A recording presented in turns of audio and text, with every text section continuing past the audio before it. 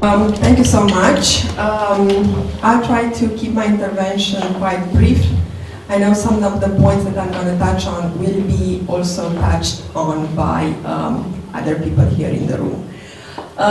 So yes, I mean, when you first invited me to speak at this event, we were supposed to speak about the post-COVID environment and how do we recover from that.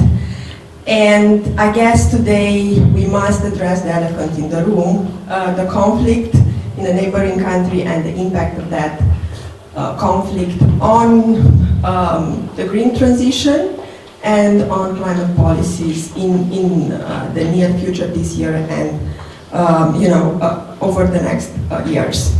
And just looking at what's happened over the last 4 weeks, we see different signals, different forces at play.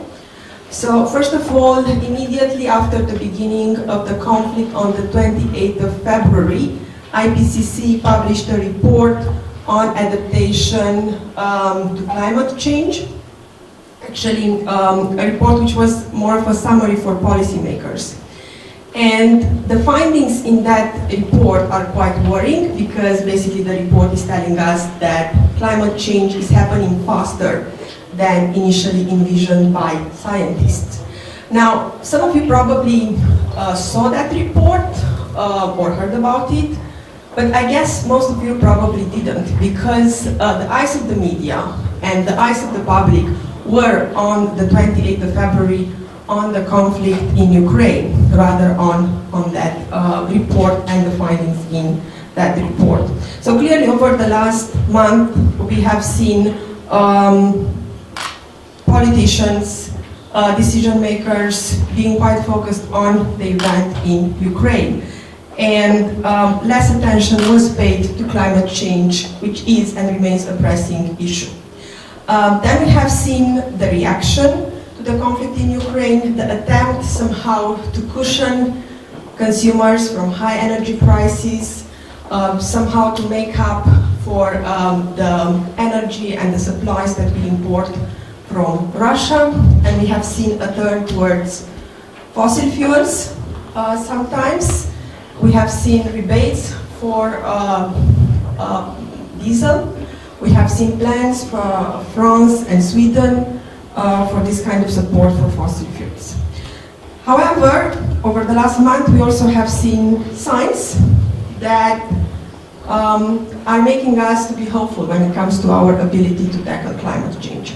We have seen the international community acting together, showing unity, showing determination when it comes to responding to what's happening in Ukraine.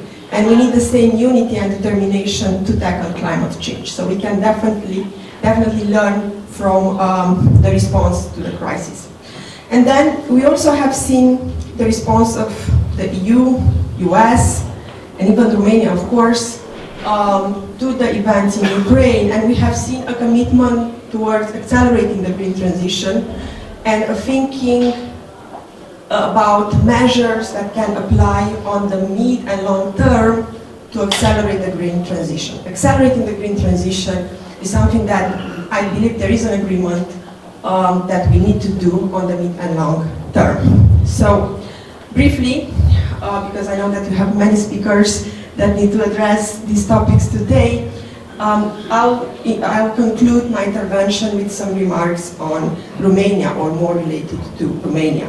So how do we position ourselves in this context? So first of all, we are in a European framework, so we need to stick to the European framework. Then, as the President also mentioned, after the first meeting of the Supreme Defense Council, which took place immediately after the beginning of the invasion of Ukraine, on the mid and long term, we are committed to promoting low-carbon energy sources.